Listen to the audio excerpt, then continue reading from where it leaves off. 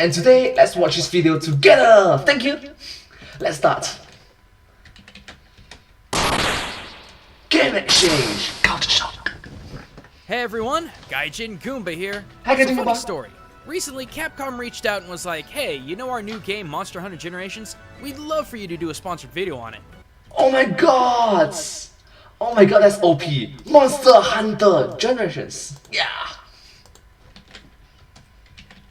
Ironically enough, I was actually already working on this video long beforehand because, well, Coincidence. 𝐊𝐿𝐵𝐷 and I both really love the Monster Hunter series.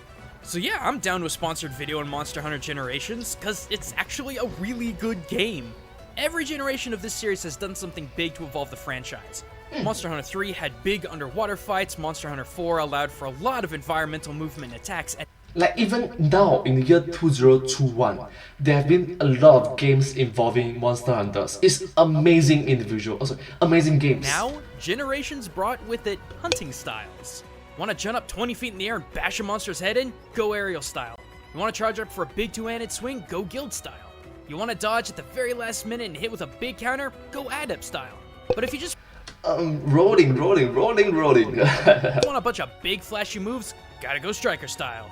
I gotta say too, this game has some bizarre monster designs. You have a crystallized Tyrannosaurus that has explosive spit, a giant elephant lemur, a hippo monkey that attacks by farting, belching, and throwing poo, and hey, who could forget the electrified double cloaca wyvern?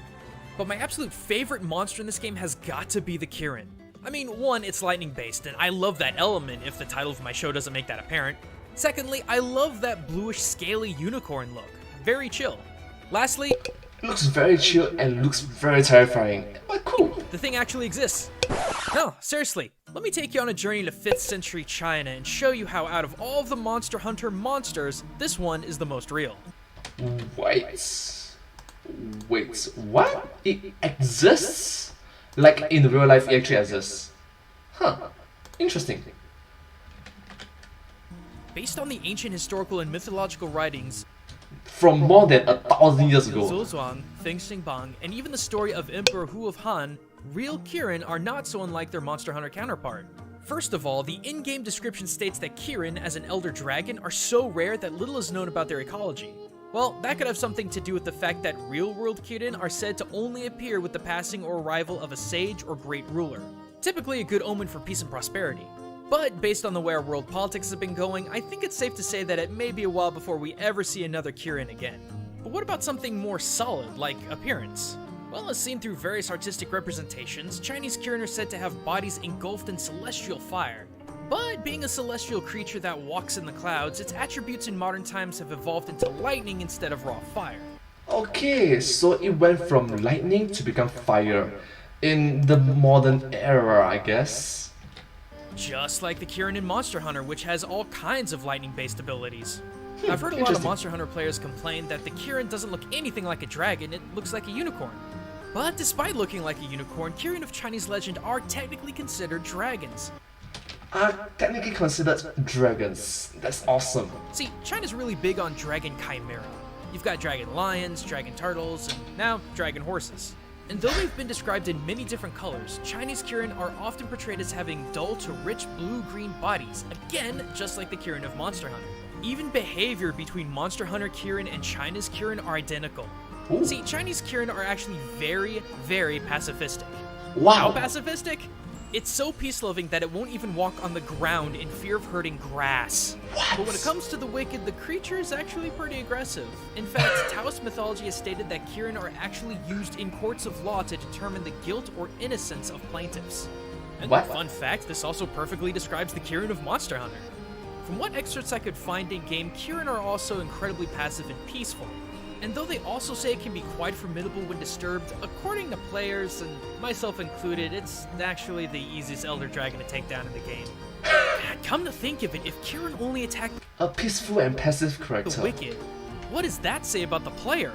Are we just killing innocent creatures for our own selfish desires of power and beauty? Wait! What? What? Ah, who cares? Kirin makes the sexiest armor in the game, so it's completely justified, right? God, it's like beating up a hippie for a push-up bra. But despite it being a small creature in a pretty easy fight, Kirin are immune to both shock traps and pitfall traps.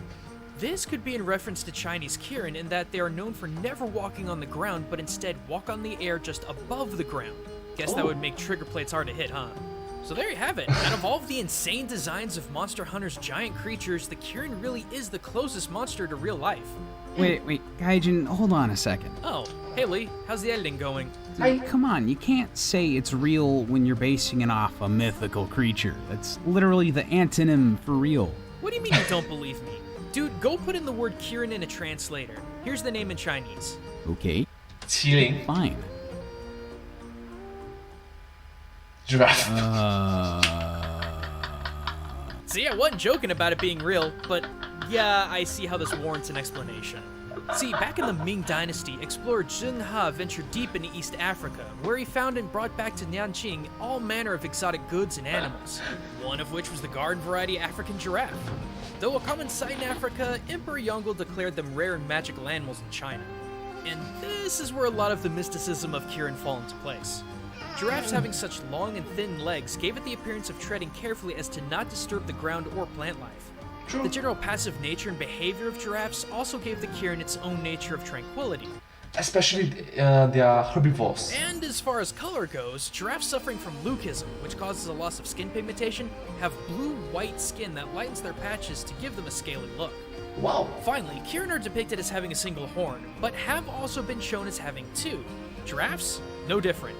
Though most grow into having two horns, some grow into only having one median horn. Yeah, I know, that just sucks the mysticism right out of the room. But it just goes to show that even the wildest of fictional creatures, like Monster Hunter's giant beasts, have real-life cultural origins. Though the jury's still out on me when it comes to their amphibious balloon shark. But thanks for watching, everyone. And if you want to learn more about Monster Hunter Generations with all these insane monsters to fight, click on the link in the description to get started on your own hunting adventure. Monster But, speaking Hunter. of Chinese creatures, did you know that Pokemon Sun and Moon's Drampa is actually a creationist god? Click here to learn how this doting dragon is more powerful than you think. Or click here to hear MatPat explain how Pokemon Go really gets in your head. But until next time, everyone, this is 𝐿𝐿𝐽𝐞𝐫 signing out. Thank you so much for watching this video. I hope that this video has been very educational and knowledgeable for you guys. Hope that you enjoyed this video. If you do like this video, please remember to like, share and subscribe to my channel and comment down below if you have anything to share with us. Thank you so much and hope to see you in my next video. But hey, that's just a game exchange. Culture shock. Thanks for watching. Thank you.